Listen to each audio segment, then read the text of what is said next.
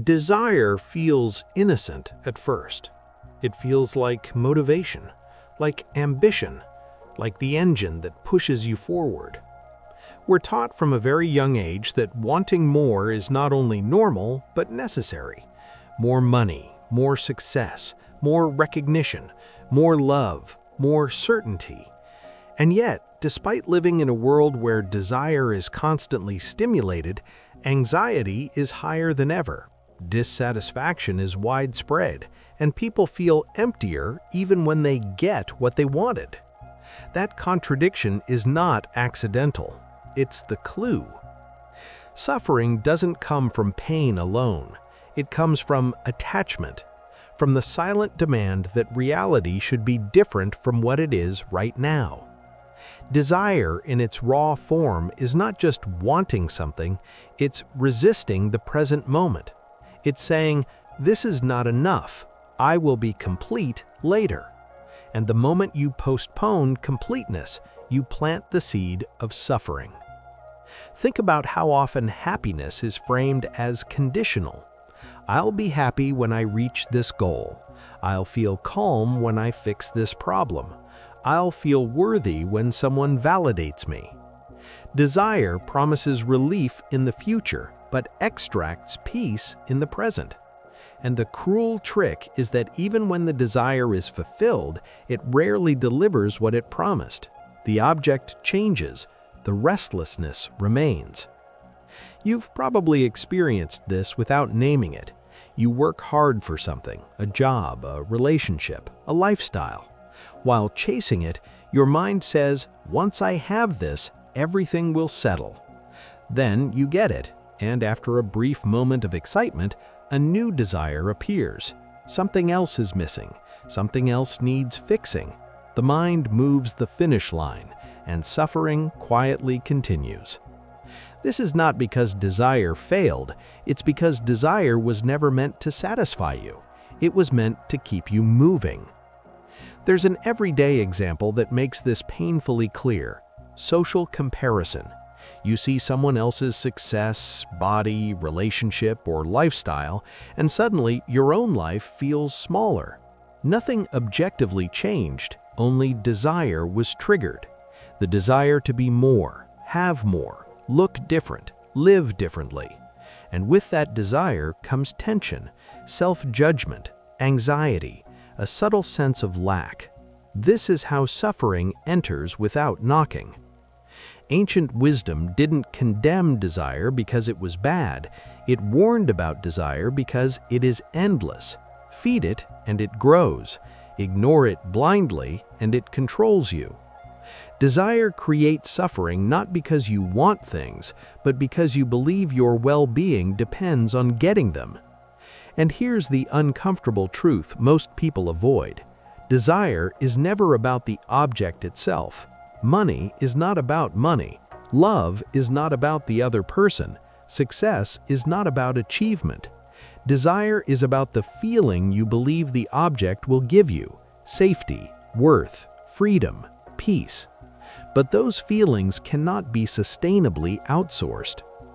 If this idea is already making you reflect on your own patterns, pause for a second, subscribe to the channel, and leave a like. It helps this message reach people who may be trapped in the same cycle without understanding why. Desire also distorts time. It pulls your attention away from now and anchors it in a future that doesn't exist yet. And when you live mentally in the future, the present becomes something to tolerate instead of inhabit. That's why even successful people often feel empty. They trained their minds to live elsewhere. This is where suffering quietly matures, not as dramatic pain, but as chronic dissatisfaction, a constant background feeling that something is missing, even when life looks fine from the outside. Desire doesn't just pull you toward the future. It fractures your attention in the present. And when your attention is divided, life starts feeling heavier than it actually is. You're physically here, but mentally somewhere else, always reaching, always calculating, always comparing. That split is exhausting. It's one of the most underestimated sources of suffering. Notice how desire speaks in your mind. It rarely says, "I want this because it would be nice." It says, "I need this to feel okay."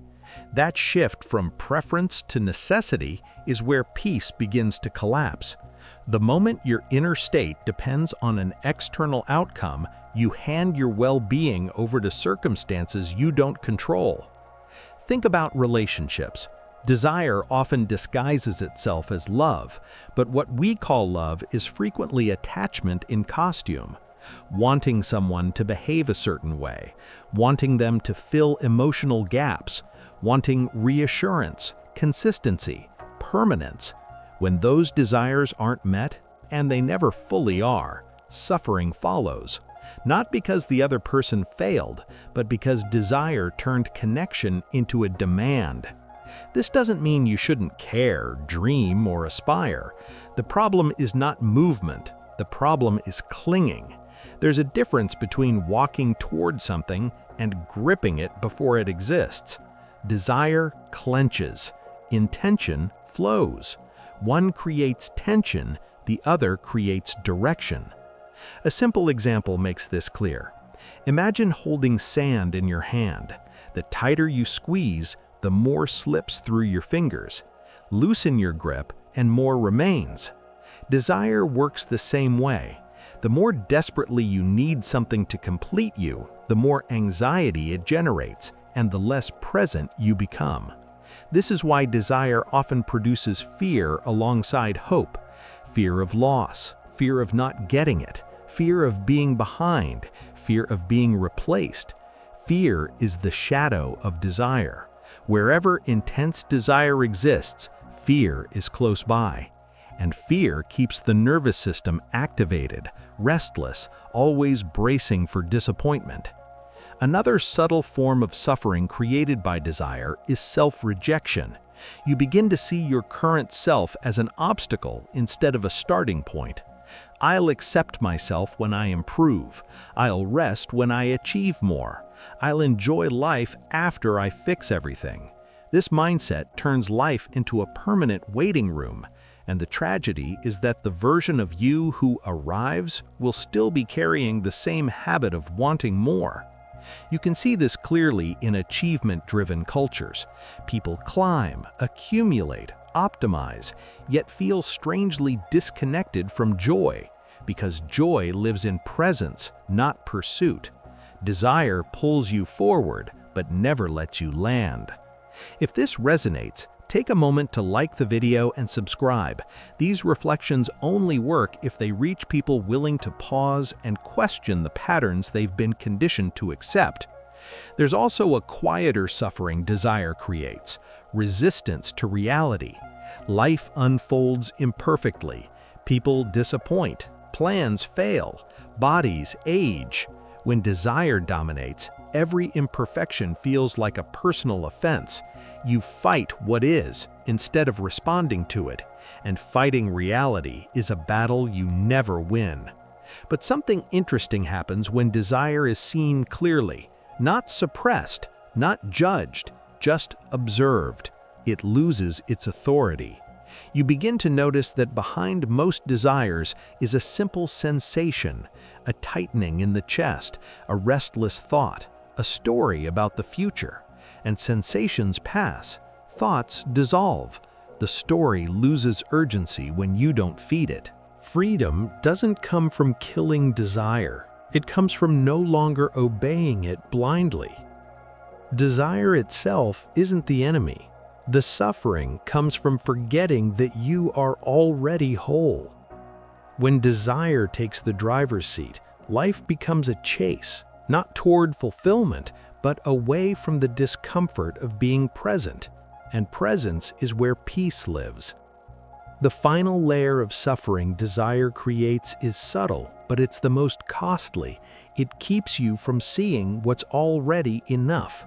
Not perfect, not ideal, but alive, meaningful, and real.